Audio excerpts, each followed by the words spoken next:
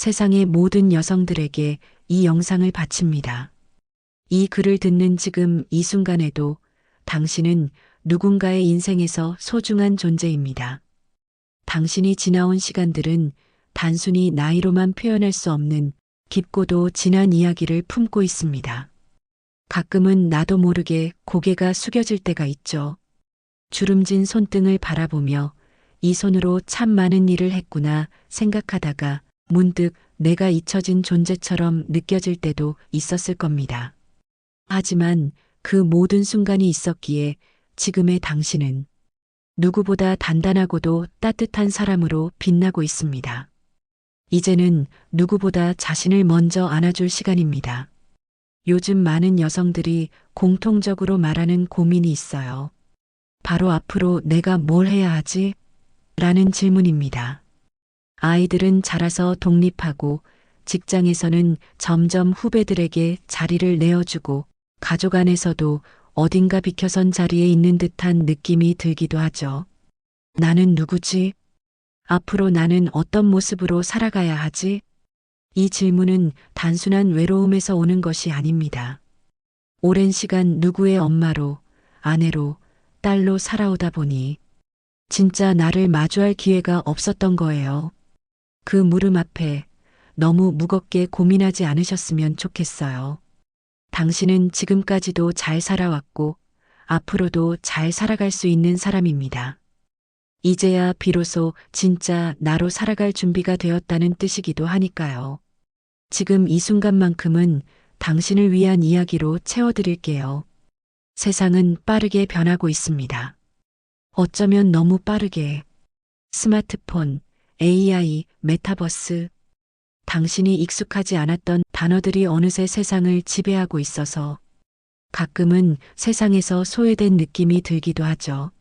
하지만 그런 속도에 휩쓸려 당신의 가치까지 바뀌는 것은 아닙니다.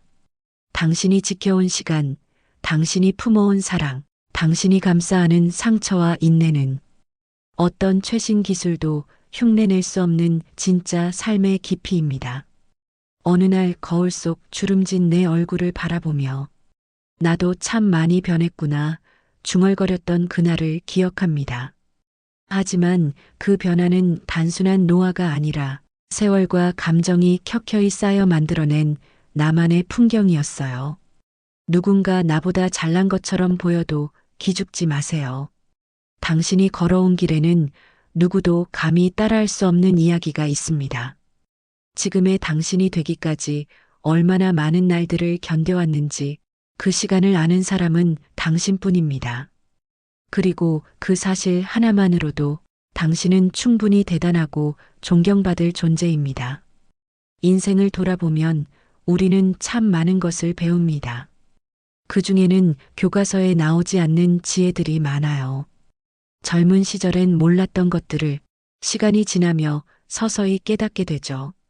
가장 먼저 배운 건 기다림의 미덕이었습니다. 급하게 서둘러도 될 일이 아니었음을, 때가 되면 자연스레 이루어지는 일들이 있음을 우리는 알고 있죠. 그리고 버려야 할 때를 아는 용기도 배웠습니다. 지키는 것도 중요하지만 어떤 때는 내려놓는 것이 나를 더 자유롭게 한다는 것도요. 또 하나, 나를 아끼는 법. 누구보다 나를 괴롭혔던 사람은 다름 아닌 나 자신이었음을 깨달았을 때 우리는 조금 더 부드럽게 자신을 바라보는 법을 배웁니다. 그리고 한 가지 꼭 전하고 싶은 말이 있어요. 좋은 일이 있을 때 웃는 건 누구나 할 수 있어요. 하지만 좋지 않은 일이 생겼을 때 그 순간에 더 크게 웃어보세요. 그 웃음이야말로 인생을 이겨낸 사람만이 지을 수 있는 진짜 미소입니다. 이쯤에서 몇 편의 영화 이야기를 들려드릴게요. 먼저 인턴이라는 영화가 있어요. 70세가 된 주인공 벤은 퇴직 후 새로운 삶의 의미를 찾고자 젊은 CEO가 이끄는 스타트업 회사에 인턴으로 들어갑니다. 처음엔 나이와 세대 차이로 인해 거리감을 느끼지만 그는 특유의 배려와 인생의 지혜, 그리고 신뢰로 주변 사람들의 마음을 열기 시작하죠. 그는 회사의 구성원들에게 조언자가 되고 젊은 CEO에게는 삶의 안정감을 주는 버팀목이 됩니다. 이 영화가 전해주는 가장 큰 메시지는 바로 이것입니다. 경험은 나이를 먹는 것이 아니라 사람을 완성시킨다. 당신이 지나온 시간들이 누군가에겐 귀중한 자산이 될 수 있고 그 자체로 누군가를 변화시킬 수 있는 영향력이 됩니다. 또 다른 영화 줄리 앤드 줄리아를 떠올려 볼게요. 이 영화는 30대 여성 줄리가 요리의 전설, 줄리아 차일드의 요리책을 따라 매일 요리를 하며 블로그에 기록하는 이야기입니다.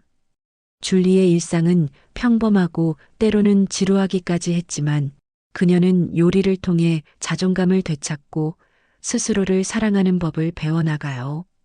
줄리아 차일드 역시 40대 중반에 요리를 시작했고 50이 넘어서야 자신만의 요리책을 세상에 내놓았죠.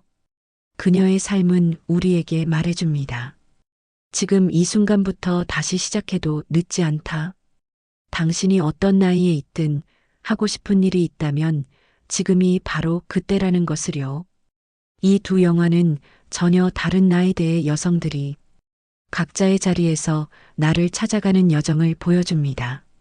어쩌면 우리 모두가 줄리이기도 하고 줄리아이기도 해요. 이미 충분히 의미 있는 삶을 살아왔고 앞으로도 더 많은 이야기들을 써내려갈 수 있는 존재라는 사실을 잊지 마세요. 당신은 여전히 사회에 필요한 사람이며 삶의 무게만큼 더 깊어진 아름다움을 가진 존재입니다. 당신은 여전히 사회에 필요한 사람이며 삶의 무게만큼 더 깊어진 아름다움을 가진 존재입니다. 오랜 시간 우리는 늘 누군가를 먼저 챙겨왔습니다. 자식, 남편, 부모, 주변 사람들. 그들을 위한 시간으로 하루를 채우다 보면 정작 나 자신을 돌아볼 틈은 없었죠. 하지만 지금부터는 달라도 됩니다. 그리고 꼭 하고 싶은 말이 하나 있어요. 그동안 당신은 늘 가족을 먼저 챙기느라 정작 자신을 돌볼 시간조차 없었죠. 아침부터 저녁까지 바쁘게 움직이고 하루의 끝은 늘 지친 몸을 이끌고 쓰러지듯 잠드는 날들이었을 거예요.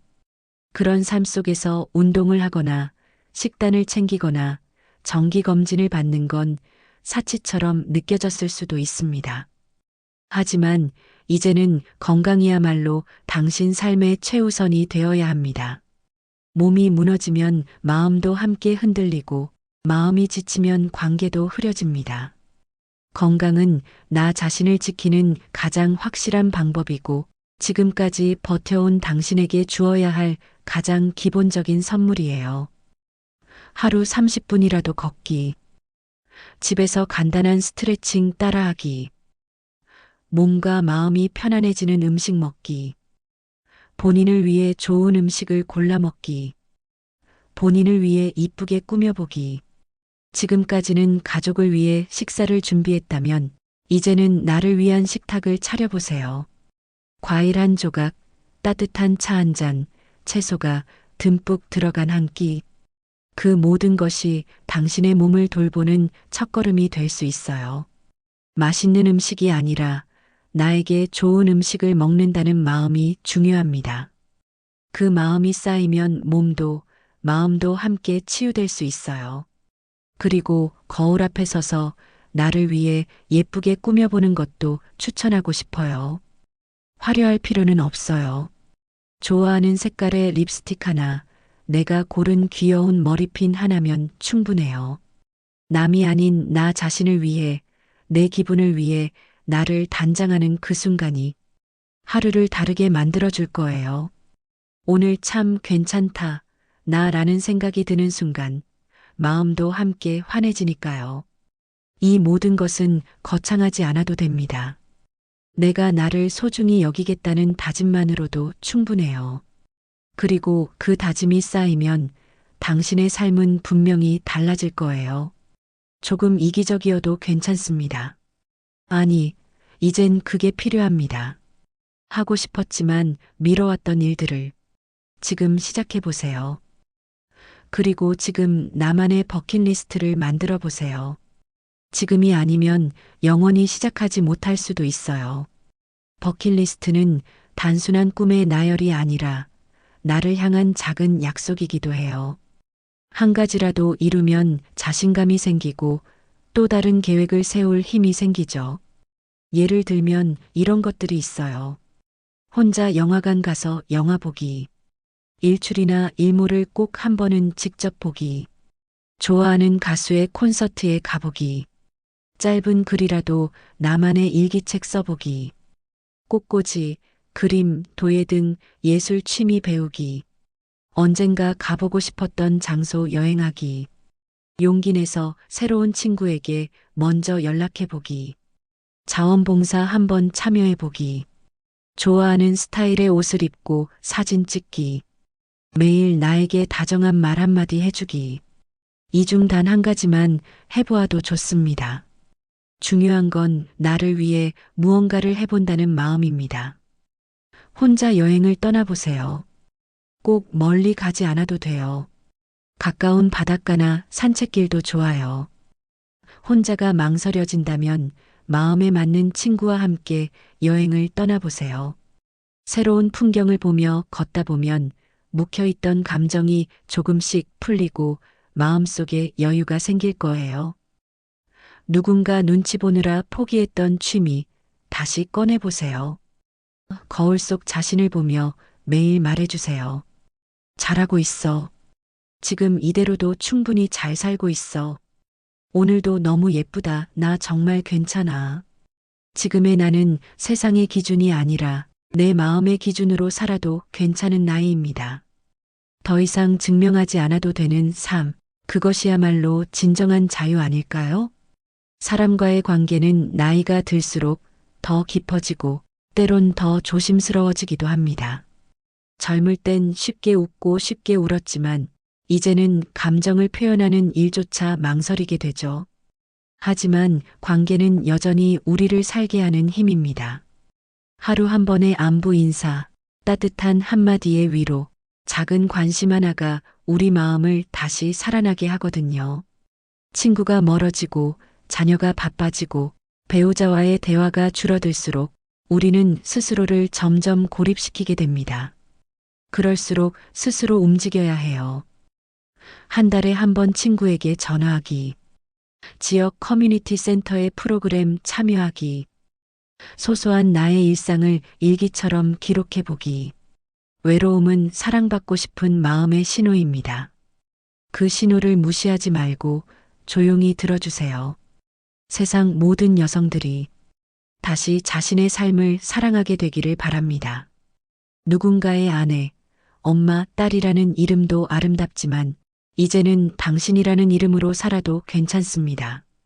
지금까지 당신이 지나온 길은 결코 작지 않았고 앞으로 걸어갈 길 역시 늦지 않았습니다. 지금 당신이 어디에 있든 어떤 삶을 살아왔든 앞으로 무엇을 꿈꾸든 당신은 여전히 찬란하고 앞으로도 더욱 빛날 수 있는 사람입니다. 인생은 뒤를 돌아보아야 이해되고 앞을 향해 살아가야 한다.